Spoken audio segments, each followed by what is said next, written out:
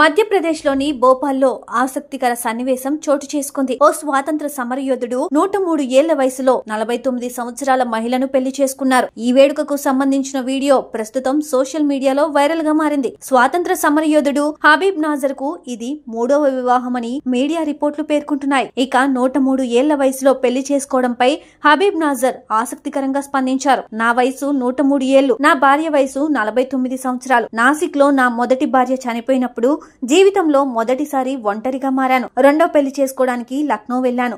అయితే నా రెండో భార్య కూడా ఈ లోకం వదిలి వెళ్లిపోయింది. మళ్లీ ఒంటరిగా మారిపోయాను. అందుకే మళ్లీ పెళ్లి చేసుకోవాలని నిర్ణయించుకున్నాను. ఒంటరిగా ఉన్న జహాన్ కూడా నాతో కలిసి ప్రయాణాన్ని సాగించడానికి సిద్ధంగా ఉందని హబీబ్ నాజర్ తెలిపారు.